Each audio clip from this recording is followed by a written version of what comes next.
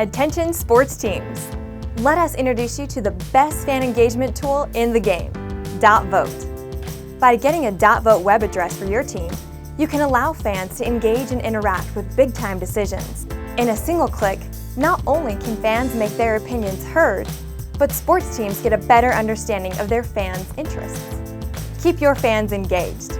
Simply visit GoDaddy.com today, type in the desired name of your web address, and let the voting begin.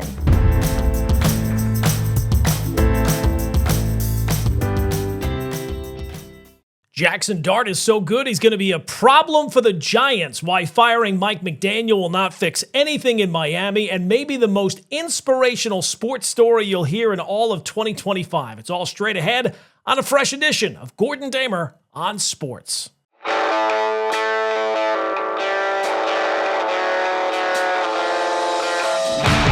Welcome into episode number 50 of Gordon Damer on Sports. And made it all the way to episode number 50. Can you believe it? Lots to get into today on this edition of Gordon Damer on Sports. But before we hit any of it, please do me a favor, whatever platform you're listening or watching the podcast on, please hit that subscribe button. It really does help out a lot. Now, we're not going to do any baseball today, but I did want to say a couple things. Congratulations to Don Mattingly, my favorite player as a kid growing up. Donnie Baseball is finally on his way to the World Series, along with the Toronto Blue Jays. The Blue Jays I don't care about, but Donnie Baseball, a baseball lifer, and he certainly deserves it. But also, more importantly than even Donnie Baseball, hopefully this is the last postseason that anywhere ever claims that you cannot hit home runs in October. That just tells me you're not watching playoff baseball. Teams have to. If you want to score, you have to hit home runs. At current count, 24-5 teams that out-homer their opponents. And the Blue Jays did not out-homer their opponent last night, the Mariners in Game 7 of the ALCS. But what was the biggest hit of the game? A 3-run home run by George Springer. So if anyone ever tells you, as a baseball fan, well, you can't hit those home runs in October, call them a big, fat liar. All right, on to the football. And I wanted to start with the New York Giants because that loss on Sunday, even now, a couple of days later, that was an all-timer. Diehard Giant fans are going to remember the individual aspects of that game for the rest of their lives. You're going to have scar tissue as a fan based on that loss because even when that game was over, I'm not even a Giant fan, but even when that game was over, I had to sit there for a little while and think to myself, how the hell did the Giants lose that game? They lose to the Broncos 33-32. And that collapse just kind of defied logic. It just kind of defied common sense. And I'm sure you've heard the stat by now that NFL teams had won 1,602 consecutive games when leading by 18 points with 6 minutes to go. How did they find these stats this quickly? Is that a ChatGPT thing? I'm not sure. Also, the Giants had led 26-8 with just about 5 minutes to go and still somehow lost in regulation. Didn't even go to overtime. And they still lost that game. And look, sometimes you can feel it coming in real time, right? Like you can see the disaster coming right down the road. I didn't feel like that was this game because the Giants had dominated for 3 quarters. I mean, they were up 19-0 and in command. And, sometimes when your team blows a fourth quarter lead, it's because they go ice cold and the momentum swings completely in the opposite direction. That wasn't the case here. Giants scored. I think they put up 200 yards of offense. They scored a couple of touchdowns, including what appeared to be the game winner by Jaxson Dart, but the defense just could not get a stop. So that loss has a lot of angles to it. There's plenty of people to blame. And let's be honest, the single biggest mistake, and you hate saying this because he was just so awesome and has been so awesome, the first thing that got that whole thing started was the Jaxson Dart interception. That's the first moment where you thought to yourself, well, you know what, maybe this is not as buttoned up as I thought. And look, those things are going to happen. That's life with a rookie quarterback. He's going to make some throws like that. Any rookie quarterback is going to. And the good news is that Dart, if you're looking for people to blame, he is so far down the list of people to blame. Because when you suffer a loss like that, it's a whole list of people, right? You can basically point your finger in any direction and correctly identify someone to blame. But I have to be honest, for me, Jaxson Dart, nowhere near the top, but that mistake was the one that first got me thinking, oh, geez, maybe the Giants are going to blow this game. And you have to give credit to Dart for this. What he has been able to do, even in this short period of time, as we go to week 8 now, he has not just made the Giants functional.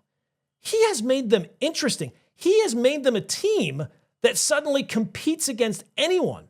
So the good news, even coming off that loss, whatever you envision, no matter how optimistic, and Giant fans have not been that optimistic lately, whatever you are hoping he could be for the franchise, he has been more than that. To go on the road against one of the best defenses in the league, and without his top weapon in Malik Neighbors, without Darius Slayton even, just, Wan'Dale Robinson and Daniel Bellinger and Cam Skattebo. Look, we all loved Cam Skattebo, but this is not exactly a murderer's row. The Giants are not winning in spite of Jaxson Dart. They're winning because of him. 283 yards, accounts for 4 touchdowns, ran that one in with just about, under a minute to go to give the Giants a lead.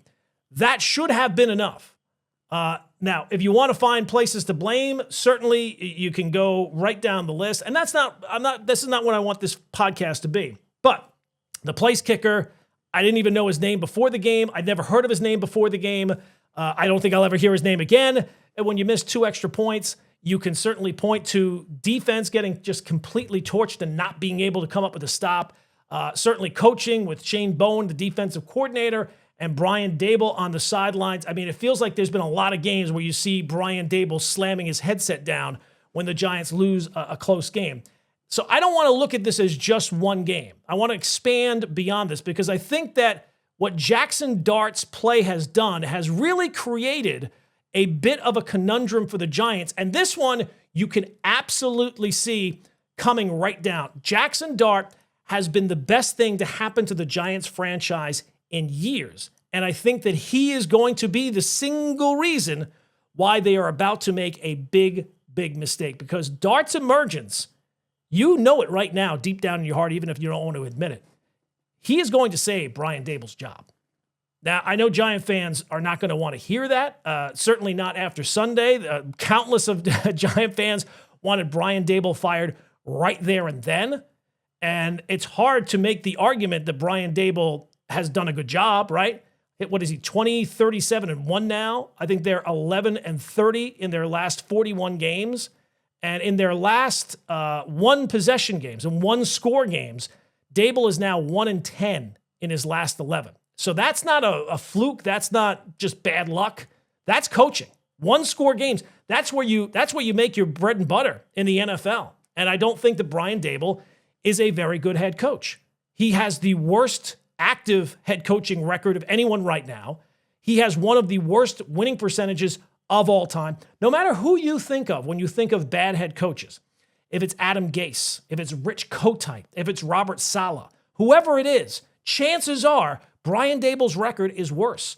But yet, because Jaxson Dart looks like an absolute, I don't even know if it's a future star, he looks like a current star, I think Giant ownership is going to talk themselves into keeping Brian Daboll beyond this year because Dart has been that impressive.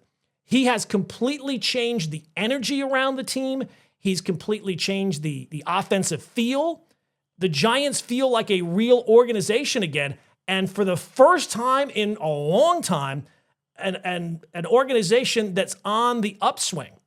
And it's impossible to separate the fact that this is Brian Daboll's guy. This is the reason he was not fired last year. When last year ended, ownership came out and said that they were just about, John Mara said, just about fed out, just about out of patience. And that told you, hey, Giants, come hook or by crook, they are going to draft a quarterback in the first round. And say what you want, Jaxson Dart has been nothing short of fantastic so far. So let's go back to that Denver game. Just to hit on one other thing about Dart, because he throws that interception. And look, it was just a terrible throw. His feet were kind of tangled up with, I think it was a defensive lineman. But the way he responded from that tells you a lot. A lot of young guys, that would have been the death nail, right? That would have been the final nail in the coffin for the Giants. He led another touchdown drive after that. He gave them a chance to win a game that they should have won. It should have been enough. But it's because of what the rest of the team could not pull off that comeback failed. And think about where Giant fans would be sitting right now instead of at 2-5 at 3-4. So I think you can definitely point to the head coach. As I said, he's been on the sidelines of way too many of these games. You can certainly point to the defensive coordinator, which is not separate from the head coach, because the reason the defensive coordinator is here is because of the head coach. So you can point to the players. It seems like sometimes we don't point to the players enough because they were not able to get a stop, especially on that final drive. And look, you can point to the GM and Joe Schoen. Like, how many weeks, how many games are the Giants going to lose because they don't have an acceptable kicker? And this is not, hey, we don't have a guy who can hit from 50. He can't make an extra point. He could make 2 extra points. It's unbelievable. But all that said, all those problems out there from Sunday, absolutely. If you think that the ownership of the Giants is going to make a change based on where things seem like they're headed, and again, we're only through 7 weeks of the season, things can change. But where things are pointing right now, if you followed the Giants for any period of time, you know the thing that they pride themselves on is stability. It's like a religion with the Giants. And even more so now because they've not been able to have any stability in more than a decade. They're not about change. They don't want to change. They haven't wanted to change in the past when it was clear that was the right, when it was screaming, when the organization was screaming for change, when fans were begging for change. John Mara has wanted stability in the worst way. That is the Giant identity. That is their comfort zone. And just about any other coach or GM, they could have certainly been fired after the last couple of years where the Giants looked like the worst team in football. And yet, John Mara preached patience after last year, even saying his patience was just about up. So the Giants have a certain way of doing things, and I think that the fact that they've not been able to do the things the way they want to leads you to believe that loyalty is going to be an even bigger factor than it's been in the past. So you can make the case that this ownership group has made mistakes by waiting too long rather than being too loyal. They have not gotten rid of anybody too quickly. That has not been a problem, even with all these people that have come and gone. Dave Gettleman, for the disaster that he got 4 years. And he didn't even get fired after that. They let him walk away. They let him have retirement. He got to walk away on his own terms. And the dude, did an absolutely terrible job. So that tells you how much loyalty and stability means to John Mara and the Giants. Even with Pat Shurmur, even with Joe Judge, they didn't want to pull the plug on Joe Judge after 2 seasons. They wanted to give him more time. But he made it, the offense was just so pathetic, and the Giants looked so pathetic that it forced that. Nobody could bring back Joe Judge after the 2 years that he had here. And the fact that those 2 previous coaches got blown out after 2 years, that's probably the biggest reason by certainly Brian Daboll and maybe Joe Schoen are still here. So they finally got to handpick their guy, and that handpicking has gone about as well as it's the best thing that's happened to the Giants in a very long time. So you think now is the time that they're going to shake things up? You've got a guy in Brian Daboll who went to bat for this quarterback. And look, he put all his eggs in that one bat. It was the last basket that he had left. But that guy is now succeeding. And again, not with a great roster, not with his number 1 receiver, not with a huge, great offensive line. And they're winning because of Jaxson Dart, not in spite of him. He's not the rookie quarterback who the team is winning just because the rest of the team is so good. Dart looks like the real deal because every week he's making plays that make you go, yeah, this guy is something. So, and you'd have to think that the Giant ownership is thinking to themselves, see, stability. It's finally paying off. Now, look, I think that's a trap. I think that things have been bad for so long, they will take any scrap of success and use that as a reason for, yes, we're definitely on the right track. And to me, it's great that Daboll and Schoen were able to pick Jaxson Dart. But to me, the only thing I would separate all of them from each other. To me, they're not all in the same category. And I would just simply be saying to myself, what's the best thing I can do for Jaxson Dart's development at this point? And it's very hard for me to believe that John Mara is now going to voluntarily change coaches when the quarterback seemingly is in place. Again, it's only 7 weeks. But John Mara has said in the past, you can't win if you're changing coaches every couple of years. And this is while they were changing coaches every couple of years. So you can go back to Tom Coughlin. He had 3 straight losing seasons when he was fired. So ownership wants stability, especially now more so because they've not been able to have any of it because the results have made it impossible. Now, I think that they confuse stability with direction. And I think that they think being patient is a sign of being smart. I don't know that that's necessarily the case. And again, this depends on wins. If the Giants only win 5 games this year when they got 2 now and they've blown a couple, I think that maybe the head coach is on the table. And if for some reason Jaxson Dart were to get hurt and miss time, I guess you could open things up again. But as it looks right now, getting 7 wins doesn't look like it's that impossible like it looked like before. And if the Giants win 7 games, Brian Daboll's going to get another chance. And to me, I think that that's a mistake. It's great that Daboll was able to identify Dart, but I don't think that he's the only reason why he's having success.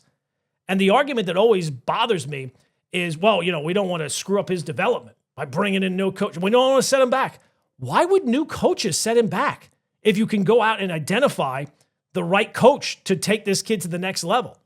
Now, Dart's success, I would think that would put more candidates to take a second look at the Giants. If you believe Jaxson Dart, if it seems like everyone agrees that Jaxson Dart is an up-and-coming star, I would think that would open up the Giant. If the Giant job was open, given the fact that they are a stable organization, I would think you would be able to attract an even better candidate as a result of that. And, to me, John Mara has made it clear he wants stability above everything else. And I think that you could also look at John Mara and say, at least he cares, right? Like, I think it legitimately bothers him how bad his organization. I don't know that that's the case with every losing organization. So when you end up giving a head coach like Brian Daboll another chance, this could all go wrong again. Remember, year 1, we were all, oh my God, this Brian Daboll guy, coach of the year. And the funny thing is that the last big decision that Brian Daboll is going to make here in terms of talent and the quarterback, I think that he has looked good enough to make Daboll look like the resume presented him, right? He's a developer of quarterbacks. He's a quarterback whisperer. And I think that the Giants organization, when this is all said and done, if things keep going the way they are and there's no, falling off by Jaxson Dart, that Brian Daboll is going to be here. He's not going anywhere. So as bad as that loss was against Denver and as much Giant fans want change, now look, maybe the defensive coordinator will change. Maybe some other pieces along the way might change. But in terms of the big pieces where it looked like these guys, they were living on borrowed time, Brian Daboll and Joe Schoen, I think that based on the success that Jaxson Dart is having, you can expect both of those guys to be sticking around for a long time. So the Giants now have some fresh hope. Let's move to a NFL team that has no hope whatsoever. One of the worst run organizations in all of sports, and that, of course, would be the team that I decided to root for as a kid, the Miami Dolphins. They are a team that somehow, really at this point, the Dolphins, you know how their season's going to go. They have some highlights in September. That's when things are good. October, it'll get a little muddled. And then the further along the season you go, it's just going to get worse and worse. And really, when you talk about terrible run organizations, teams that pop up usually are the Browns, the Jets. Somehow the Dolphins never get mentioned as much, but they absolutely should be. And the Dolphins are a hot topic now because they are the messiest mess that they have been in a long time. And they're really as bad as any team in the NFL, maybe outside of the Jets. Look, it's going to be a race to the bottom for those two teams. They are the 2 worst teams. And look, the Jets should have beaten the Dolphins when they played them. And what's funny to me is, as someone who watches the Dolphins all the time, it almost is like come as a surprise to people that the level of dysfunction surrounding the Dolphins all of a sudden. And I'm surprised that you're surprised. Like, why are you surprised? I get it that most people aren't really focusing on them, but chances are the last time you focused on them at all, they were kind of a mess. That's just kind of who they are as an organization. Every once in a while, they'll have a little blip of success, but that will fade quickly. And look, the person that everybody's focusing on right now is Mike McDaniel. Mike McDaniel is the head coach of the Dolphins, and he's an easy punching bag, right? He's easy to mock. He's He's a bit of a nerdy guy. He's not a former player. He wears those high ankle pants that he has. I don't know what you call them, Yeezys or something like that. And when you're a little bit different, when things go wrong, that's the person that people are going to point at first, right? He's the problem. He's this, he's that. And look, I'm not telling you that Mike McDaniel does not deserve criticism. His offense is supposed to be his specialty, right? The bright, smart guy who can design it. The offense is a mess. The team looks completely lost. The Browns game was a complete no-show, which, again, is not really a surprise. It was bad weather. All the things that line up against Miami lined up in that Browns game. It's been trending downward for a while. But here's what I find interesting. Coming into the season, people were telling me Mike McDaniel is on the hot seat. Mike McDaniel's on the hot seat. Well, if he was on the hot seat to start the season, they're 1-6. They're coming off their worst performance of the year, got embarrassed by the Cleveland Browns, and yet, as we record this, he still has a job. How hot was the hot seat exactly? It's almost like the organization doesn't know what it's doing. I know this is going to come as a shock to you. Doesn't know what it's doing. Well, look, Mike McDaniel is going to be the easy target. He has already been. Everybody's going to be focusing on the head coach because the NFL is a head coaching league, and it certainly seems like Mike McDaniel's act has worn thin, right? He's not a leader in the locker room. It doesn't really seem like the players follow him. The offense has certainly gone stale. But here's the thing. People are going to yell and scream about firing him, and they will fire him at some point. It feels like he's already been fired. He just doesn't know it yet. But whenever they do that, that will not fix anything because Mike McDaniel is a symptom of a much deeper problem. And the problem with Miami, the disease in Miami is terrible, terrible ownership. This has been the Dolphins' reality for basically 2 decades now. Every few years, they will find a new fall guy. It's like a circle story you tell your kids. The story starts in one place and then it goes through a series of events and it ends in the same place. That's the Dolphins. Every couple of years, yes, they're terrible. They fire the head coach and then they bring in some new guy that's never coached before. And they're going to turn the organization over to him. And you know what? There's some early results that don't look so bad. But in the end, in a couple of years, it goes right back to where it was. So let's go through why the Dolphins are where they're at and why it's really not Mike McDaniel's fault. Let's rewind to when Brian Flores was the head coach 4 years ago now. And when the war began, when Brian Flores was hired, Dolphins wanted to rebuild. They were tired of being 8-8, 7-9 every year, and they wanted to tank. But they hired a head coach who was not on board with the tank. Think about that. Miami could not even lose games intentionally without screwing it up. So they started the tank. They wanted the head coach on board. He is on record as saying that the owner offered him $100,000 a loss. But Flores, because he's a football coach, was too competitive. He wasn't going to try to lose. This was his shot to be a head coach. He wanted to build something. He was trying to go through the things that he had learned about accountability and discipline, try to build a real culture. And that is clearly not what the front office, and more importantly, not what the ownership wanted. They wanted the draft picks, right? They wanted to trust the process. They wanted to load up on picks. And look, there is a plan for doing that. Tanking would work in the NFL, but you have to have the people who are doing it to be on board to get it to work. And I'm not going to tell you that Brian Flores didn't have his flaws. I watched him as a head coach. What will come of Mike McDaniel getting fired is now that Brian Flores will be presented as the perfect head coach. He was not. He couldn't get an offensive coordinator to work with him. He demanded accountability, which is good, something that the organization has not had in 20 years, but he was very difficult to work with and get people on his staff. If you don't have a good staff in the NFL, you're not going to be successful. And look, when Flores was trying to instill toughness, he had the right idea because toughness has been a problem for Miami for the entire real tenure of Stephen Ross. Remember the Jonathan Martin bullying scandal? The Dolphins had drafted Jonathan Martin in the second round. He was an offensive lineman from Stanford, and they wanted to toughen him up. So they brought in Richie Incognito, a guy who was in the, he certainly had the reputation of being a guy who was, rough and tumble. And it did not work out well. The Dolphins didn't just create, they kind of cultivated this problem between a guy who was not on board with their process and the process that they were trying to instill. So after that is all over, then you come in with Flores, who brings in I guess kind of a military style approach, not unlike a lot of head coaches in the NFL. He's very hard on players, holds everyone to very high standards. Now, it seems like maybe teams have kind of gotten away from that to that degree, but it certainly did not work with Tua Tagovailoa. Tua was the 5th pick in the draft, and Flores either didn't believe in him or thought that by pushing him to be better and be tougher, it was going to get the best out of him, and it did not. And there was a very clear separation that those two guys could not work together.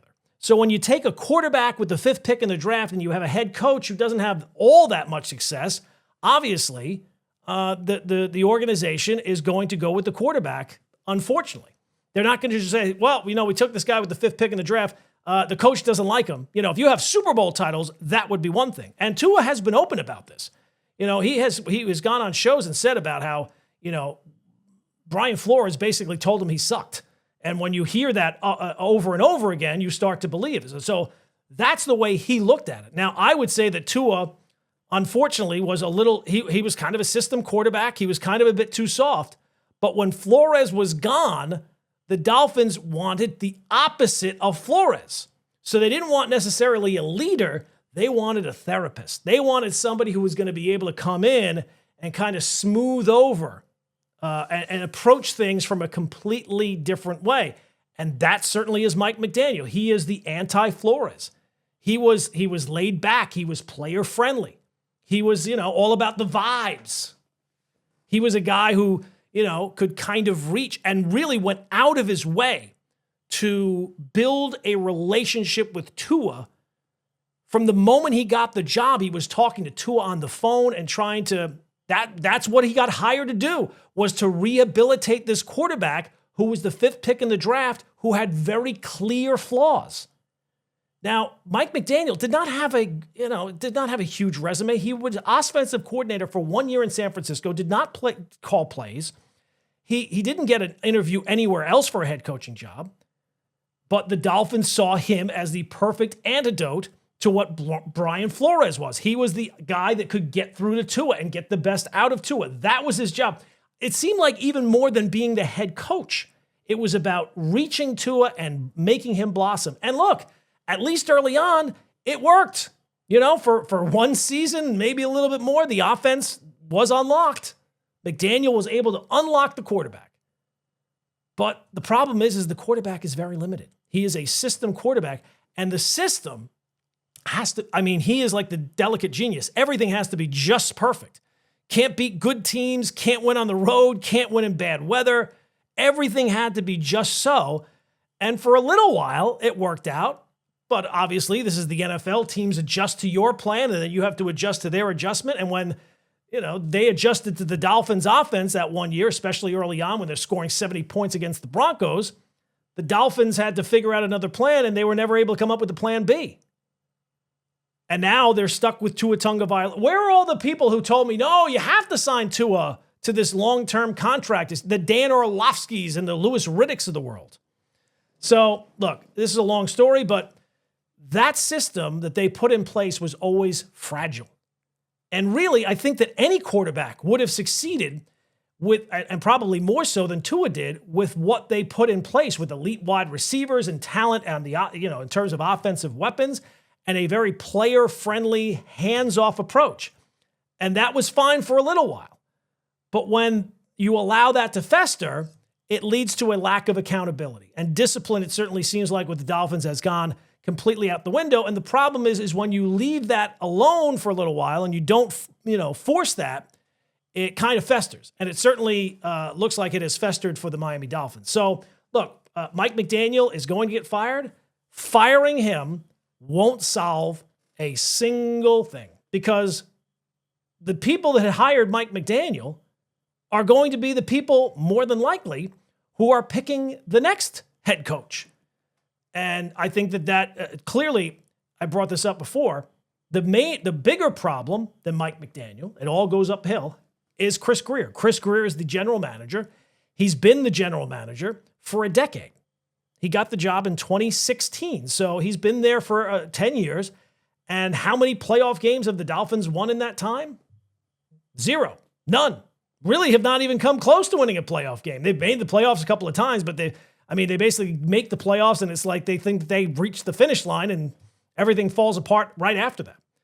And Chris Grier, in terms of the politics of the job, he's amazing at that. He should be executive of the year in terms of dealing with he's firings and rebrands and everything else. He's been able to survive all that. But he's still there because the owner, Stephen Ross, doesn't know what he is doing. Stephen Ross is a real-world genius. He is a billionaire. To be an NFL owner, you have to be a billionaire. But unfortunately, Stephen Ross bought the Dolphins in 2009. Since then, the Dolphins have had 5 head coaches. They are on track for their 10th losing season in, 17 years? They've had 3 playoff berths, no playoff wins. Now, the playoff wins, that dates back even before Stephen Ross, but they've come even less like a playoff team and in that time. And Ross is the common denominator through that whole time. Like when he first got to Miami, the first thing he did, sometimes owners take over and they get rid of the coach or they get rid of the GM or they make change. He changed the uniforms. He changed the uniforms because he wanted to sell a bunch of new uniforms. And of course, fans being fans, they bought the new uniforms. So he's clearly a guy who is more interested in making money. And look, all these guys, it's NFL. Everybody's interested in making money. He's more focused on changing the stadium so that the Dolphins get to host a Super Bowl rather than play in a Super Bowl. So, and look, these are just some of the stories that I tell you. These are just the ones that we know. These are just the things that happen probably behind the scenes. I can only imagine how bad those are. When he got the job, or he took the team over, he's good friends with Jim Harbaugh. And he was tired of Tony Sparano as the head coach. So he flew out, I think it was in California. He flew out to meet Jim Harbaugh and to hire him as to be his new head coach. He wanted to get someone new. The problem was he had not fired Sparano first. So when Harbaugh saw that and saw the dysfunction, he decided, I'm going to take the 49er job. And Ross comes back and the whole thing becomes, in the media. So he ended up giving Tony Sparano a contract extension. Like, if that's not incompetence, what is? And that was early on. That was when he first took over the team. And it's not like things have gotten any better since then. And the scandals involving Stephen Ross, sometimes you just hire the wrong person and there's a scandal with your organization. The bullying scandal, which we brought up before. The tanking scandal with Brian Flores telling him that he'd pay him $100,000 per loss. This is the owner of the team. He hired a coach who didn't want to lose games intentionally, and yet he's trying to pay him off to lose. You could do a 30 for 30 on how to not run an NFL franchise, and Stephen Ross would be the poster child. Now, look, every team, every fan base that roots for a bad team, they think, well, my owner's the worst. No, Stephen Ross has been doing this a very long time, and he is terrible at it. Terrible. They've had no level of success in his time as the owner. You can point to other owners who have maybe not been there as long. The guy in Carolina, David Tepper, he's only been the owner for like 5 years. Woody Johnson, as bad as he's been as the Jets owner, they had some success. They went to AFC title games with Woody being the owner. Stephen Ross, he got investigated for the whole thing with meeting with Tom Brady while he was under contract and cost his team a first-round pick. This guy, maybe because he's a billionaire, he thinks clearly the rules do not apply to him and he can kind of do whatever he wants. Well, that has not worked out. So here's the thing. The Dolphins will be making changes, I'm sure. Maybe it'll come midseason. He has certainly fired coaches before. Maybe they'll blow out the GM as well. I've said before, if you fire the coach and you keep the GM, that's like changing your shirt when you've crapped your pants. I mean, it makes absolutely no sense.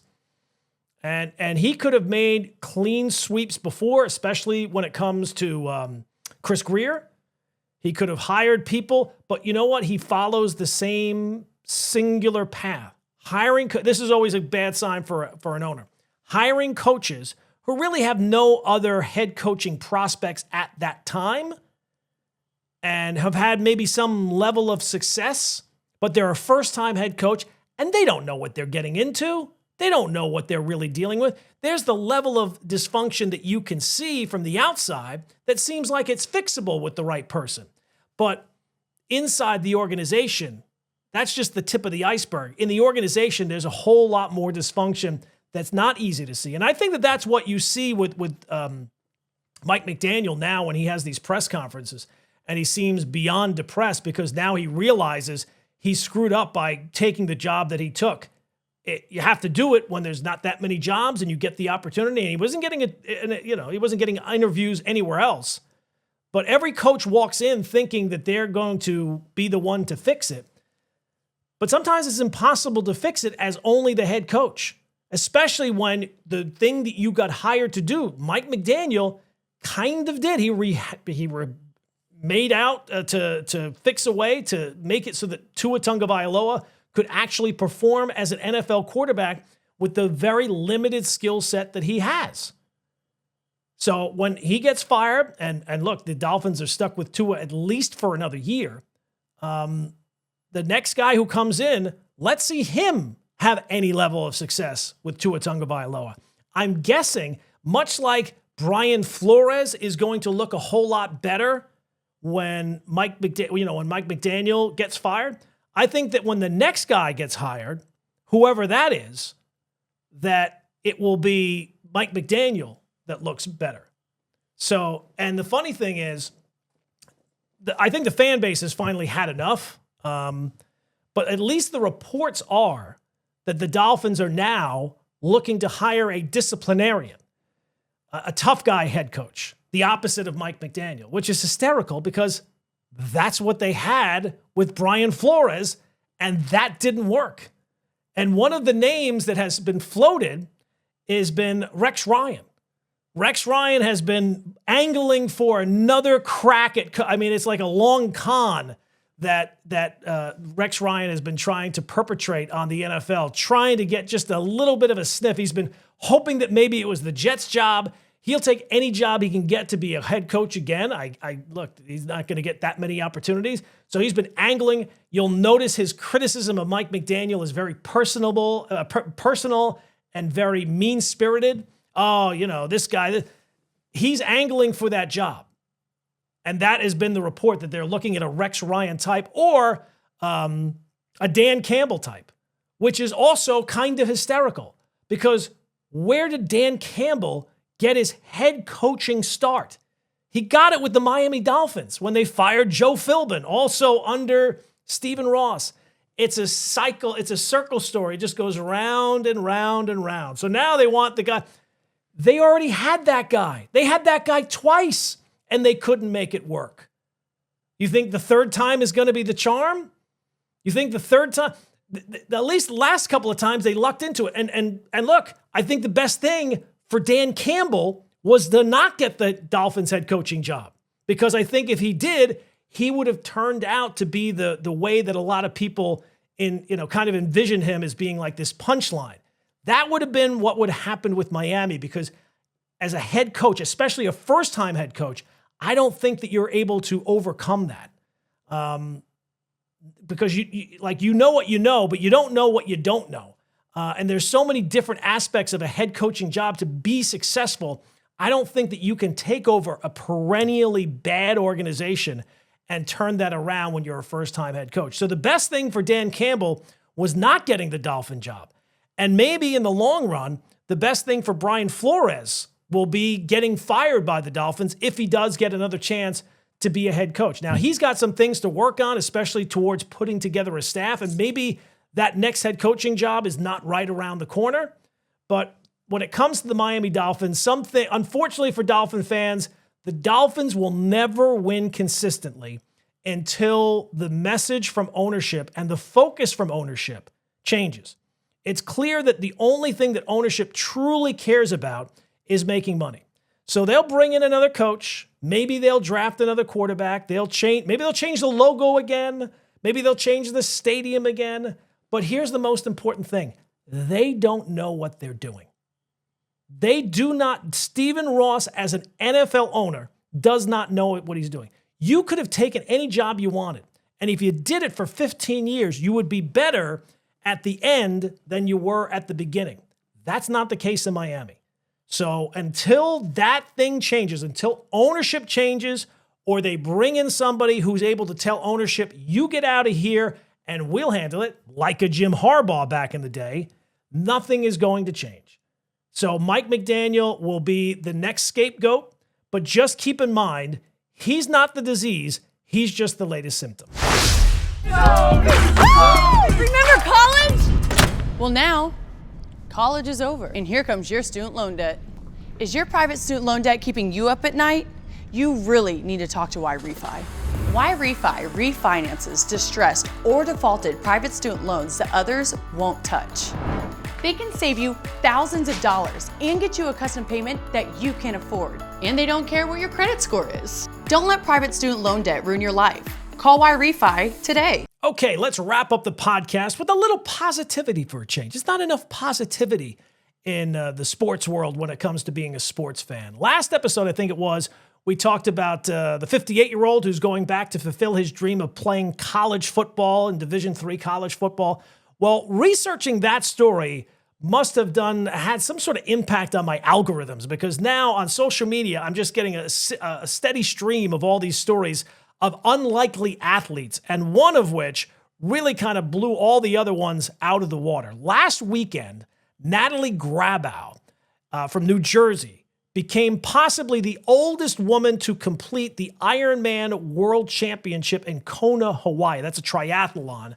And she's not only the oldest, but she's also probably the most unlikely. You see, Natalie is 80 years old, and she's competing and finishing in a triathlon. And the thing about Natalie is she did not start running until she was in her 40s. Most of us are giving up on exercise in our 40s. Natalie was just getting started. And then that's just one aspect of it. The swimming, she did not know how to swim until she was 59. And, like some exercise, you have a fear of, of injury. Swimming, especially in the ocean, you have a fear of drowning. So what an accomplishment. And she puts all this together. The Ironman is the full deal. It's a 2.4 mile swim in the ocean, a 112-mile bike ride, and then a full marathon, 26.2 miles. She first tackled that at the age of 60, and here we are 20 years later, and she's still at it. She just finished in Kona for the 11th time in her triathlete career. And this is not somebody who was a lifelong athlete. Clearly, she didn't start running till she was in her 40s. This is not somebody who was an athlete as a young kid and then, kind of got away from it. She said she played a little bit of tennis when her kids were young, but while raising her kids, she really did not have time for exercise. And it wasn't until they were in high school that she started running regularly. And once that bug she kind of caught that bug, it really took off with the running and the cycling and eventually the swimming and eventually combining all three into the triathlons. And, the thing with exercise is it truly is a mindset. She made up her mind that she was going to be able to do this, even though she was not an athlete her entire life. And I think that that's one of the real lessons of this is you just have to make up your mind that this is a non-negotiable. This is just something I'm going to do now in my life and change your life. And that's certainly something that Natalie has done. Now, the Ironman is not just any old triathlon. The reports are this is one of the toughest ones because of the heat and the humidity and the volcanic winds. A lot of pros barely survived the course. And Natalie had the additional obstacle of, with her age, she has the time cutoff to keep in mind as well. So that was just another obstacle that she had to overcome. And most people, when they hit that age, 67, they're more worried about a knee replacement. Maybe they do a 5K, but here she is out there in one of the hardest courses, in one of the hardest events, and no excuses for her. So it's a really incredible story. And the way she trains is also kind of incredible, where she has kind of made this her life, where she is training for this for long periods of time. She says she swims a few times a week. She bikes indoors for hours and then runs multiple times. I think it's 4 times a week. She does double workouts. So even at the age of 80, she's not just looking to, put up numbers. She's looking for consistency and focus, and she's not reckless. She's been able to overcome injuries. She focuses on flexibility and strength as well. And that balance is what she says makes it all kind of sustainable. So you would think when I first saw this story, well, this woman's 80, she did this thing. You figure, okay, this is maybe the last time. No, she's not done. She's already signed up for multiple half Ironmans next year. I don't know the locations, but multiple, that is pretty impressive. But, it's truly inspirational as well. So a lot of times you hear stories about unlikely athletes, and a lot of times it's more about kid prodigies or somebody who's, run marathons time and time again. Here is Natalie Grabow at the age of 80, maybe the single most unlikely person to finish a triathlon. But I think it's a lesson for all of us that maybe it's not a triathlon, but there's something out there if you want to exercise, even whatever age or situation you find yourself in. It is a mind exercise first to be able to say, this is a non-negotiable, and I'm going to make this work. And that is certainly what Natalie has done. And that's a story, if I had saw it on Netflix, it would seem too impossible, right? 80-year-old running triathlons, that's ridiculous. Get out of here. But she's a real true story, and I thought it was pretty inspirational and pretty cool as well. All right, that's going to do it for this episode of Gordon Damer on Sports. If you've listened and watched this long, do me a favor, hit some buttons, rate the episode, like the episode, subscribe to the podcast as well so you never miss an episode, and we'll be back later this week with another edition of Gordon Damer